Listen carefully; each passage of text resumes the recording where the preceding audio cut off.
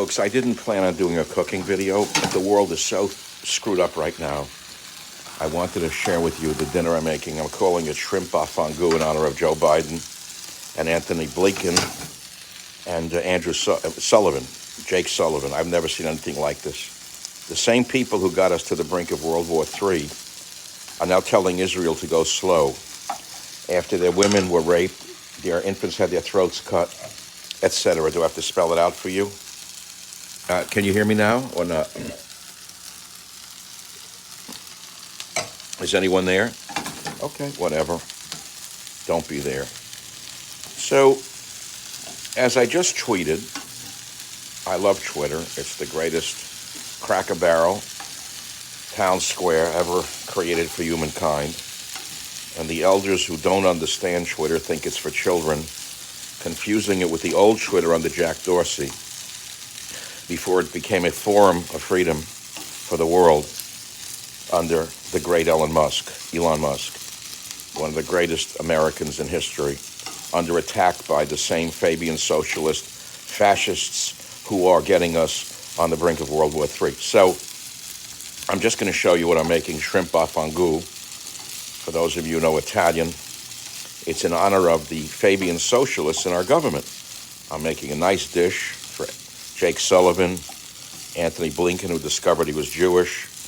After the Jews had their throats cut and the women were raped, suddenly he went up there in a teary-eyed manner and discovered he was Jewish after putting Israel in the position that they're in, sending all of their artillery shells, Kevlar vests, actually ceramic vests, and Kevlar helmets to the madman Zelensky, after provoking Zelensky into provoking Russia, rather, through Zelensky, again, a factotum against Russia, because Hillary Clinton and the others have always wanted war against Putin because they're stuck in the past.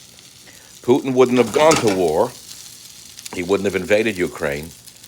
This is one man's opinion. You don't have to agree with me. If you don't, go to hell. Leave. I don't give a damn. This is my seminar, not yours. Do your own seminar if you disagree with me. Just go away and stop bothering the adults in the room. You know, there's a certain wisdom that comes with age and studying and reading and writing. I published 30 books, so shut up and go away. Stop bothering me. I'm angry right now. I don't want to be angry. Be nice and calm in a world of insanity. So I'm making a dish for Jake Sullivan, Anthony Blinken, and Joe Biden, and Miss Newland, called shrimp au fondue. For those of you who know Italian, it's actually just going to be a shrimp with, I should show you the dish. I'm talking about the world. How do I reverse this? I hit this guy. Okay, here we go. So this is a little change of pace, a shrimp au fondue dish for them, for the Fabian socialists who are bringing America to the brink of World War III, because they're not only incompetent, but they're actually insane. Do you understand that they're not imbecilic? They're very intelligent, but stupid at the same time. How can people be intelligent and stupid at the same time? Look at Harvard, Yale, Princeton, Columbia. You don't know how people can be intelligent and stupid. That was very good. I needed that wine. I've been waiting all day. What time is it now? I waited till 6 o'clock to have my first glass of white wine. So I'm making a little fresh prawns from the Gulf of Mexico. I never eat food from China if I can avoid it. Chinese food, you're risking your life. You may as well eat live dog food. So this is, I know, fresh shrimp. I bought some okra last week from a farmer's market, organic okra. Okra's interesting. I threw in some organic tomatoes, lots of fresh garlic crushed and thrown in there, and of course some beautiful mushrooms to thin my blood. Very important, you keep your blood thinned so that you don't need to have a heart attack and then have to take a blood thinner from Pfizer, the same folks who gave you the jab that killed so many. So we're doing the fried rice. I don't think I'm even going to put a sauce on it. It looks good. I must admit that I'm doing something a little different tonight with my dinner, which is using some low sodium chicken broth, and it needs a little bit more. It's better than a sauce because it'll release the sauce. It'll create a sauce of its own kind. Just a little bit more because I don't want to overdo it. Nicest sound in the world, isn't it? Thank God for Western civilization. Now, when your Muslim friends take over the world, if God forbid they should, as those at Yale, Harvard, Berkeley, and Princeton would like, there'll be no art, music, poetry, or science. Women will be in burqas. They will not be able to drive. Gays will be killed. Lesbians will be killed. And then you'll have the paradise you're looking for, won't you, all you left-wingers? Is that not what you're looking for? Because that's what you're getting. You're psychotic. Do you realize you're crazy? Have you admitted you're wrong, like Daniel Pearl's nephew finally understood how crazy he was? A lifetime progressive who finally woke up to who the Islamists are. Now, I, Michael Savage, on the other hand, excuse me, I have to have a little bit more of my wine because I'm going to get angrier if I do and angrier if I don't. I'll get angrier if I have more wine and maybe angrier if I don't have more wine. So I just tweeted something. I've got to tell you what I just tweeted, but I'm not going to do it. I've got a podcast coming up tomorrow that's important for you. I don't want to even tell you about it. Inside the plot to destroy America, the Savage Republic. Remember when we were a republic, not an empire? We're now a failing empire like the ancient Roman Empire or like the Han Dynasty. Now you may say, oh, come on, we can't fall. We've already fallen. Just look at Yale, Harvard, Berkeley, Stanford, and you'll see that we've already fallen into the abyss. Excuse me. I do not predict the future, but I will tell you one of the scenarios in a moment. I'm going to turn this off and put a cover on it. Do I need sauce? Do you think I need some sauce with it? It's a joke, isn't it? Talking about world events in my kitchen like you're here with me. It's like a family. We've been together for 30 years, many of us. You know, we don't care about the outsiders. We only care about the insiders. So I'm going to put a cover on that, and what's going to happen is I'm going to steam it a little bit. It's going to soften everything up and give it some flavor. I have a friend in the restaurant business. His whole life, his father was a great man in the restaurant business, and he said, I watch your YouTube videos, and he said, you love food. And he said, you cook amazingly. I said, I really don't know. Okay, so whatever. I make my own peasant dishes. And I will tell you this. I will tell you this. If I tell you anything else, I will tell you this about food. Food is the carrier of whole cultures. Food is the carrier of civilization. But so are museums. So is music. So is real poetry. So is real great art. And the Islamists, if you look at what they did when their cousins called ISIS took over large swaths of Iraq and Syria, they not only raped the Yazidi women, little girls were raped just like they've done in Israel. Oh yeah, that's what they do. You don't want to hear it. The holy ones from Mecca, that's what they do. Not all of them now. We have to separate those who do and those who don't. And I'm not just giving you lip service. I've lived in Fiji and I knew Muslim people. They were just like you and I. To them, it was not a way of life. It was a religion they followed. They washed their hands. They bowed down to Allah a few times a day. They didn't want to hurt anybody. Not the Fijians, not the Hindus. It was just a religion, just like, Catholics, Jews, Protestants. They would go to that's their way, the way it was. They're not fanatics like ISIS or Hamas. So, would you like to hear more? I don't know that I have it in me right now. I've had a very rough afternoon thinking about what's coming. I've had a sort of apocalyptic view of the world since I'm 6 years old. If you've read my books, my 30 books, if you've read A Savage Life, as a child I ran down the street saying the world is coming to an end, the world is coming to an end. I was a child. Oh, stop with the Free Palestine. Just go there. If you love them so much, go there, see how they'll treat you. They'll cut your throat and turn you into a girl whore. You liars, you. All of you Free Palestine leftists. Go there, see how they treat you. See what they do to you. All your wonderful Muslim friends, see how they treat you. You liars, you losers, you idiots, you morons. So I'm going to read you a tweet. Breaking news, Biden will visit Israel on Wednesday. I guess he's going for a knish. He's going to try and strong-arm Netanyahu into not going into Gaza. See? Don't go in. Let us go in. Let us send in Jake Sullivan, who looks like a Laurel and Hardy. So here's what I tweeted that I'm going to stop tonight. I did this just 48 minutes ago.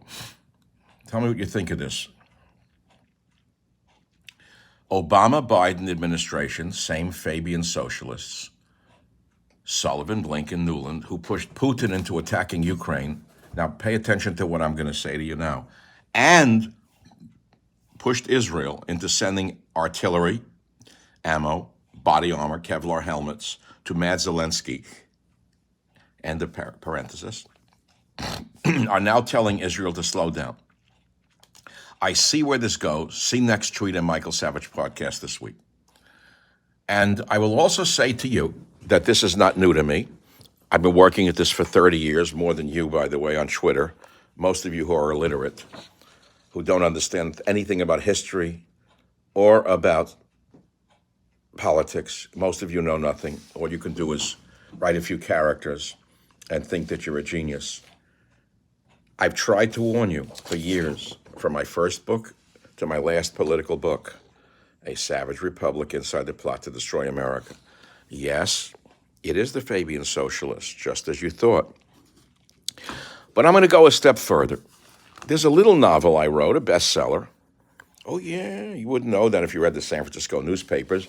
You think only Jenny Has Three Mommies or Johnny Has Four Fathers are the books that are important in San Francisco, a city that was destroyed by Nancy Pelosi, Barbara Boxer, Dianne Feinstein, and the other enemies within. They destroyed this city. They destroyed this city. So I wrote a trilogy called Abuse of Power, Countdown to Mecca, and A Time for War. And I'm going to tell you right now, I know more about this than anybody in the world because I've suffered more than anyone in the world at the hands of the left and of the fake right, like those in the media who pretend to be conservatives. But I'm not here to get even with those who damaged my career. I've done very well despite them because of God's will. So I want to read you, and then I'm going to stop. I've got to go eat dinner and drink some more wine, and I'll be fine, like Jimmy Cliff said, you know? So again, this is a novel I wrote. It's funny, you know, this trilogy of novels, Abuse of Power, Countdown to Mecca, and the other one, A Time for War, was about the radical Islamic threat to the universe. And I have not mentioned this for a long time because we assumed, just as Israel did, that they were sort of in another realm. They modified, they were changed. From the New York Times best-selling author of Abuse of Power and A Time for War and radio host of The Savage Nation comes a powerful new thriller. A plane bound for Amman, Jordan, goes down in the Caspian Sea. How do you like that? And a cask containing an agent of unprecedented destructive potential is missing from the wreckage. A carefully plotted terrorist attack has been put into motion, and the resulting chaos might be enough to push America toward another costly war. The one man who might be able to stop the attack is Jack Hatfield. He was my alter ego, my character. A freelance reporter who has never shied away from controversy. After making a politically incorrect statement about Islamic extremists, he has been discredited as a journalist and left to pick up the pieces of his career. But when his half-brother Sammy calls him, saying that his neighbor Anna overheard something she shouldn't have, and now both their lives are in danger, Jack realizes he stumbled upon a conspiracy to destroy Mecca. Now he and a group of like-minded friends on the fringes of the law must uncover who is behind the plot and stop them, or else witness the collapse of the world. Michael Savage's Countdown to Mecca is a gripping page-turner that takes readers on a journey where even the seemingly innocent aren't always innocent. The loyal aren't always loyal. And those counted on to serve their country cannot always be counted on to protect it. With the threat of a third world war looming, Jack Hatfield must stop the destruction before somebody can stop him. Now, I'm getting very emotionally involved right now because it's very hard to be a genius. And if you don't want to tell me who I am, I'll tell you who I am. I'm a seer. And I see things you don't see and most people never see. So what I'm going to do now is read you a few pages and then say sayonara for the night because I want to eat some dinner. This is Michael Savage reading from Countdown to Mecca, a prescient book that was a New York Times bestseller, by the way, in America. Don't think it wasn't, it was, but never recognized by the American scum in the literary establishment, the vermin who have destroyed the country and the world with LGBTQ, you name it, kissing the asses of radical Islamists, calling them freedom fighters. You think I didn't see this coming? I like that the glasses are shining into the camera. So God has blessed me with long life. So I'll read you something, then I'm going to go eat dinner if you don't mind. Before going to the hotel for a press conference, Jack Hatfield walked around the park atop Russian Hill, the prime real estate location in the Gilded City. As he did, he wondered about exclusion, how the uber-liberal city leaders excluded all but the sycophants from any and all recognition. Jack had long ago accepted his status as an outcast and wore it as a measure of pride in a corrupt and soulless place. The top families were filled with whores, thieves, drug addicts, alcoholics, and sex maniacs. That's San Francisco, by the way. The book was written many years ago. Of course, there was the Petty family. Very funny, isn't it? Living off the old man's oil fortune while espousing green nonsense, cashing in on fraudulent solar contracts. Then there were the two politicians. Get ready for this one. One is dead now, but one whose husband did deals with China that crossed the borderline of treason, and the other whose husband and son did land deals that violated zoning codes while appearing on the boards of other, quote, green groups. Then there was Mr. Berkowitz, one of the chief donors to socialist causes, the single largest recipient being the ACLU. You don't know who Berkowitz is. It's a pseudonym, but I know him. It's an actual Jewish family. Oh, yeah. His money was made by selling his savings and loan chain to a major bank just before the housing crash of '08. He made billions, while the bank that bought his junk mortgages went under. Jack could only ask how a city, let alone a nation, could survive with such abject thieves running the show. You want me to go on? I'll go on. Not all CEOs were liars. It was just that he had personally dealt with quite a few, those who had appeared on his cable TV series Truth Tellers, and those who had pressured the station to cancel his controversial show because of a hypothetical question. Here it comes, folks. Here it comes. Quote, if it came down to it, would you rather see 100 million of us killed or kill 100 million Muslims? End quote. Jack lamented the fact that in the old days, the very old days, the time of the Continental Congress, one delegate, he forgot who, seconded the debate on independence because he felt it wasn't a topic so dangerous you couldn't at least talk about. Now, if talk wasn't all about political correctness and spin, the mainstream media and CEOs shunned it. Take the man standing at the podium across the Hyatt Hotel's meeting room. I'll go on now. Does this sound familiar? As CEO of Der Werkstatt Unternehmen, Helmut Schonberg represented a German multinational company with a wide array of products and interests, blah, blah, blah.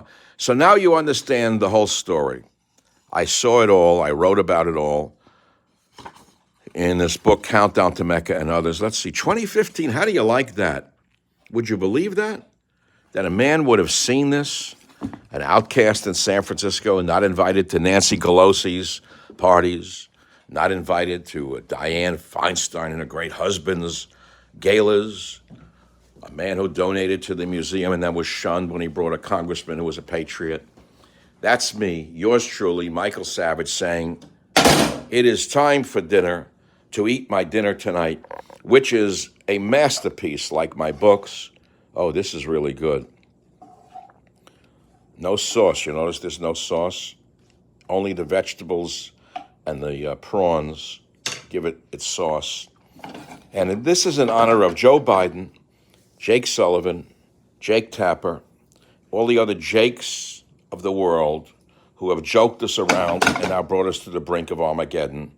It's called shrimp bafangu. Good night. Good night. Good night, all of you. I'm going to enjoy my shrimp bafangu, and I'm going to make a salute to all the brave Israelis who are putting on uniforms without body armor, without Kevlar helmets. They were all sent to Ukraine. Did you know that? Oh, you didn't know that. It didn't come out in the New York Times, New York Crimes.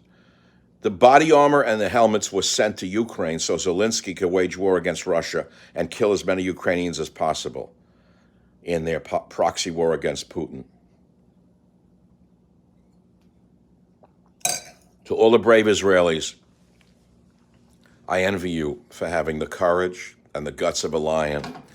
You are the Lion of Judah. Good night.